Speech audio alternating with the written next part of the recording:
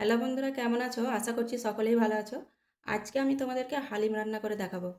যেহেতু সামনেই রমজান মাস, এবং রমজান মাস ছাড়াও সারা বছরই হালিম খাওয়া যায়, কিন্তু স্পেশালভাবে এই হালিম রান্নাটা বেশিরভাগ রমজান মাসেই হয়ে থাকে।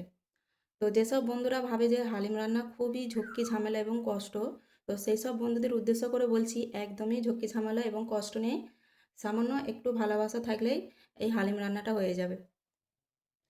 তো রান্না করতে তো একটু পরিশ্রম লাগেই। তো একটু পরিশ্রম না হলে, একটু কষ্ট না করলে কেষ্ট কী করে পাবে বলো? তাহলে চলো আমরা হালিম রান্না করে নিই। হালিম রান্না করতে কি কি উপকরণ লাগছে একটু দেখে নিই। আমি এখানে অনেক ধরনের ডাল নিয়েছি। এই ডালের নামগুলো আমি একটু বলে দিই। তো প্রত্যেকটা ডাল প্রথমেই বলে দিই, আমি সম পরিমাণ নিয়েছি। এখানে আমি নিয়েছি মটর ডাল, এখানে নিয়েছি মুগ কড়াই, এখানে নিয়েছি মুসুর ডাল, খেসার ডাল, মুগ ডাল, ছোলার ডাল, আর বিউলির ডাল। আর এখানে আমি নিয়েছি এই গোবিন্দভোগ চাল। তো এখানে যে কোনো রেগুলার যে ভাতের চাল তা দিলেও হবে, বিরিয়ানির চাল দিলেও হবে। আমি স্পেশালিভাবে আজকে বানাচ্ছি তা তোমাদের উদ্দেশ্যে, তাই কামিনীভোগ গোবিন্দভোগ চাল নিয়েছি। গোবিন্দভোগ চালকে কামিনীভোগ চালও অনেকেই বলে থাকে। তো কেননা আমি এইটা দিয়েই রান্না করি, কেন এর সুগন্ধ গোবিন্দভোগ চালের যে একটা সুগন্ধ আছে সুন্দর, সেই কারণেই আমি গোবিন্দভোগ চালটা এই হালিমের মধ্যে হালিম রান্নার মধ্যে ইউজ করে থাকি। তো আজকে আমি যেমনভাবে আমি প্রতি বছর বানাই, তোমাদেরকেও ঠিক তেমনভাবেই রান্না করে দেখাবো, এবং খুব সহজ এবং কম সময়ের মধ্যে। তাহলে প্রথম থেকে ভিডিওটা শেষ পর্যন্ত স্কিপ না করে দেখতে থাকো। তো মশলা আমি কি কি নিয়েছি একটু বলে দিই। এখানে আমি মশলা নিয়েছি আদা রসুন পেস্ট। অবশ্যই মাংস রান্নায়, হালিম রান্না হোক বা হালিম রান্নায় তো মাংস দিতেই হবে, এই কারণে আমি একটু আদার পরিমাণটা বেশি রেখেছি। আর এখানে লাগছে আমার মিট মশলা, আর একটু সামান্য বিরিয়ানির মশলা। আর এখানে গোটা মশলা নিয়েছি, যেমন নিয়েছি জিরে, মরিচ, ছোটো এলাচ, স্টার এলাচ, জায়ফল, জয়িত্রী সামান্য, দারুচিনি, গোলমরিচ, গোলমরিচ সব কিছুই আমি সামান্য কম কম করে নিয়েছি। এবং তেজপাতা লাগছে, চেরা কাঁচা লঙ্কা, লেবু আর ধনেপাতা। তো লেবু আর ধনেপাতা গার্নিশিংয়ের জন্য, আর সামান্য ধনেপাতা রান্নার সময় আমার লাগবে। আর মশলার মধ্যে আমি এখানে নিয়েছি জিরের গুঁড়ো, হলুদের গুঁড়ো, লঙ্কার গুঁড়ো, আর লাগছে লবণ, পেঁয়াজের কুচি। আর অবশ্যই তো আমার এখানে মাংসটা মেন উপকরণ হালিম রান্নার জন্য। আমার মাংস এখানে নিয়েছি আমি ঠিক এই সাইজের করে কেটে নিয়েছি। খুব বড় না, খুব ছোট না, এটা যখন রান্না হয়ে যাবে এর থেকে আরও ছোট হয়ে যাবে। তো একটু মাঝারি টাইপ করে কেটে নিয়েছি। এখানে আমি একটা মাটন নিয়েছি, তোমরা চাইলে বিফ দিয়েও করতে পারো, চিকেন দিয়েও করতে পারো, তবে চিকেন দিয়ে টেস্টটা সেই স্বাদ আসবে না যেটা মাটন বা বিফ দিয়ে আসবে। আর লাগছে সর্ষের তেল, আর প্রয়োজন মতো পানি। তাহলে বন্ধুরা চলো রান্নাটা বসিয়ে দিই। প্রথমে আমি ডালগুলো ভালো করে ধুয়ে নেব, 3 থেকে 4 বার পানি পাল্টাপাল্টি ধুয়ে নেব। তারপর এটাকে আমি প্রেসার কুকারে সিটি মেরে নেব। প্রায় 15টার মতো সিটি মারলেই হয়ে যাবে। যেহেতু আমি মাংস আর ডাল একসাথে সিটি মারবো, এই কারণে আমার 14 থেকে 15টা সিটি মারলে হয়ে যাবে। ডাল আমি খুব ভালো করে ধুয়ে নিয়েছি। এর মধ্যে এবার এক একে মশলা অ্যাড করতে থাকবো। এখানে আমি মাংসটা এর মধ্যে দিয়ে দিলাম, পেঁয়াজ কুচিও দিয়ে দিলাম,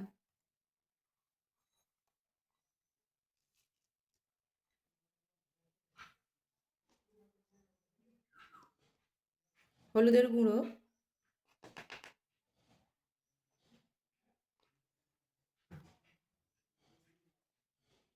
লঙ্কার গুঁড়ো। যে যেমন ঝাল খেতে পছন্দ করো, ঝালটা তেমন সে তেমন কমিয়ে বাড়িয়ে নেবে। লবণ,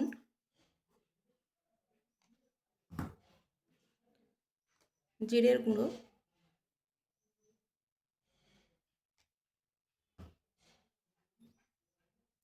হলুদ একটু কম মনে হচ্ছে, আর একটু দিয়ে দিলাম।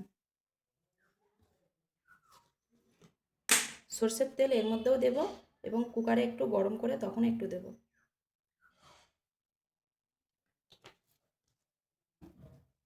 এবারে সমস্ত উপকরণ আমি হাত দিয়ে ভালো করে চেপে চেপে মেখে নেব।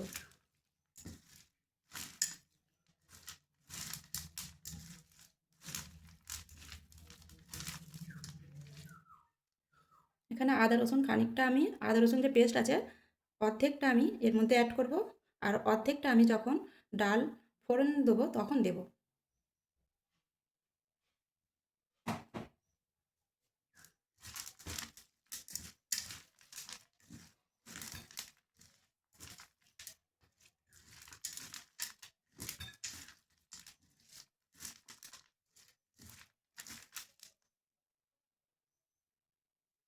এর মধ্যে আমি ধনেপাতা অ্যাড করে দেব।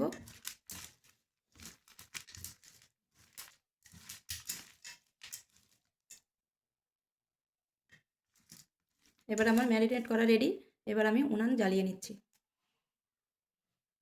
প্রেসার কুকারে তেল দিয়ে দিচ্ছি।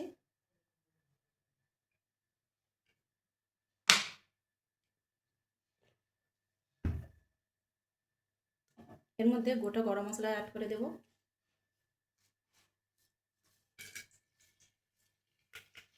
তেজপাতা দিয়ে দেব।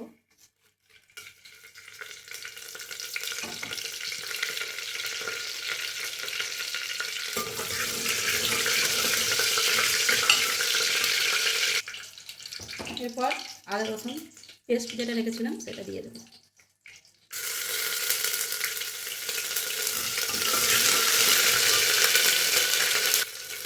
তো আদা রসুন দিলাম সেটা দেখো হালকা ব্রাউন কালার হয়ে গেছে। এর মধ্যে কাঁচা লঙ্কা, চেরা কাঁচা লঙ্কা অ্যাড করে দিচ্ছি। তো এটাকে আর ভাজবো না। এবার এর মধ্যে আমি ডাল আর মাংস রেখেছিলাম সেটা অ্যাড করে দেবো। তো আমার প্রিয় বন্ধুরা, আমার ভিডিও কেমন লাগছে অবশ্যই তোমরা কমেন্ট করবে এবং সাবস্ক্রাইব করতে ভুলবে না। অন্যদের উপকারে শেয়ার করে দেবে এবং একটি লাইক করে দিও। ভালো করে ডালটা আমি নেড়ে নেড়ে কষিয়ে নেবো। আমার প্রিয় বন্ধুরা, কে কোথা থেকে আমার ভিডিও দেখবে একটু কমেন্ট করে জানাবে এবং আমার ভিডিও যদি তোমাদের ভালো লেগে থাকে অবশ্যই তোমরা কমেন্ট করবে, সাবস্ক্রাইব করতে ভুলবে না, একটি লাইক করে দিও, অন্যদের উপকারে শেয়ার করে দিও, যাতে করে আমার আরও মনের উৎসাহ বাড়ে এবং নতুন নতুন ভিডিও আপলোড দিতে পারি তোমাদের জন্য। তো এটাকে আমি এইভাবে কষিয়ে নেবো 5 মিনিট। এইভাবে নেড়ে নেড়ে কষিয়ে নেবো যাতে করে মশলার যে উগ্র গন্ধ আছে সেটা বেরিয়ে যায়। তারপর এটাকে আমি 14 থেকে 15টা সিটি দিয়ে নেব। ডালটা আমার কষানো হয়ে গেছে। এবার এর মধ্যে আমি পানি অ্যাড করে দেবো, প্রয়োজন মতো পানি অ্যাড করে দেবো।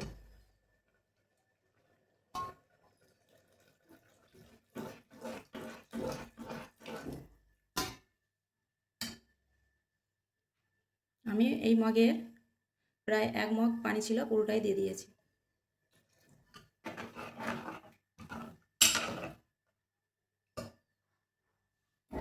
এবার এটা সিটি দেওয়ার জন্য বসানো থাক, ততক্ষণে আমি পেঁয়াজের বেরেস্তাটা ভেজে নিই। পেঁয়াজের বেরেস্তা তৈরি করার জন্য আমি এখানে পরিমাণ মতো সরষের তেল দিয়ে দিলাম।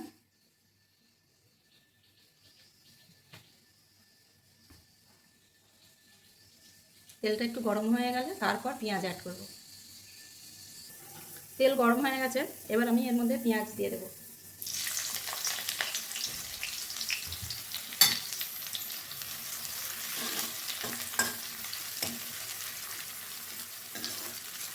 পেঁয়াজের মধ্যে হালকা রং আসা পর্যন্ত এইভাবে ভেজে নিতে থাকবো।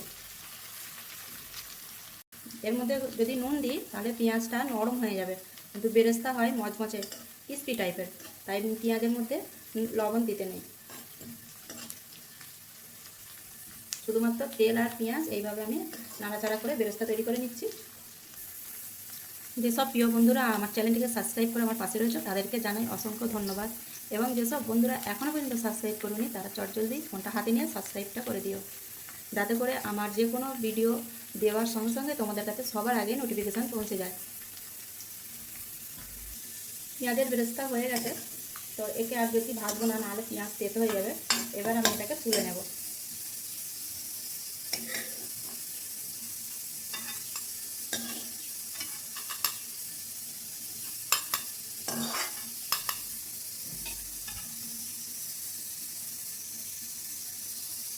ডাল সেদ্ধ হয়ে গেছে, এবার এটাকে আমি খুলে তোমাদেরকে দেখাই দেখতে কেমন হয়েছে।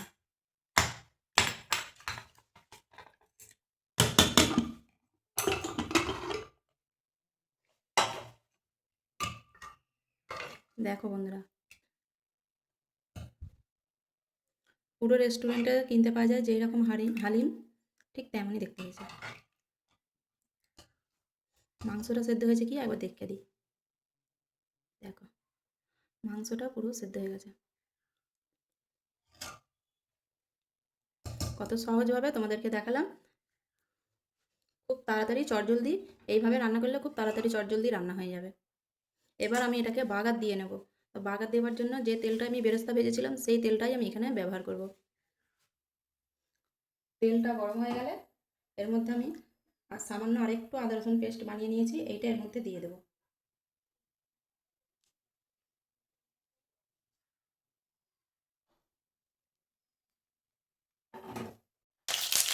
তেলটা খুব ছেটকাচ্ছে, তো ছেটকানোটা বন্ধ হয়ে যাবে, তার জন্য এখানে আমি সামান্য লবণ অ্যাড করে দেবো। তো আজকে রান্নার এই টিপসটা ফলো করলে তোমাদের খুব কাজে আসবে। যখন তেল ছেটকাবে সামান্য খালি লবণ অ্যাড করে দেবে, ব্যাস তেল আর ছেটকাবে না।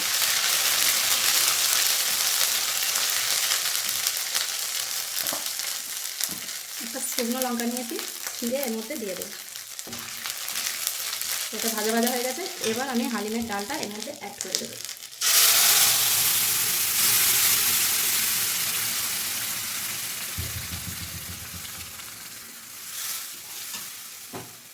এখানে যে ধনে পাতা কুচি আর গুঁড়ো মশলা রেখেছিলাম, যেমন বিরিয়ানির মশলা আর মিট মশলা, এটা অ্যাড করে দেবো।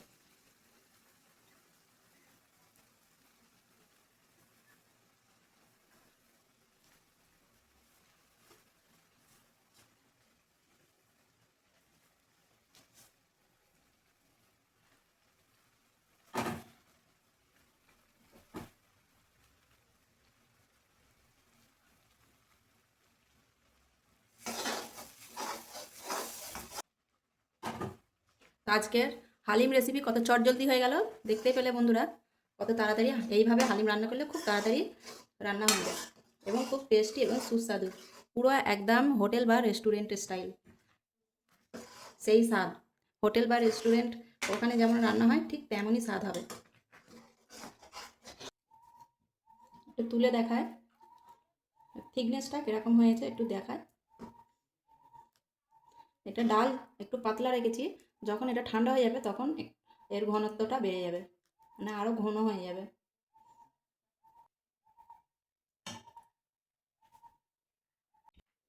প্রিয় বন্ধুরা, আজকের ভিডিও তোমাদের কেমন লাগলো অবশ্যই তোমরা কমেন্ট করবে, সাবস্ক্রাইব করতে ভুলবে না এবং পরিবার এবং বন্ধুবান্ধবের মধ্যে আমার ভিডিওটি তোমরা শেয়ার করে দিও এবং লাইক করতে ভুলবে না।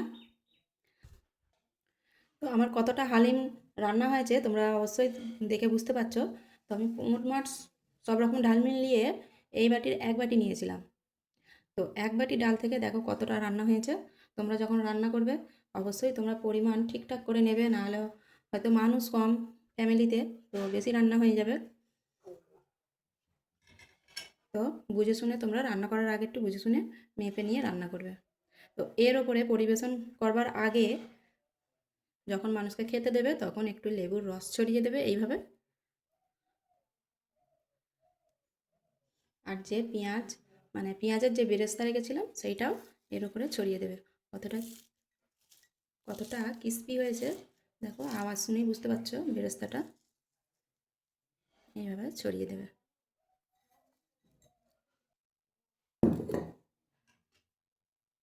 আজকের ভিডিও এই পর্যন্তই। সকলে ভালো থাকবে, সুস্থ থাকবে।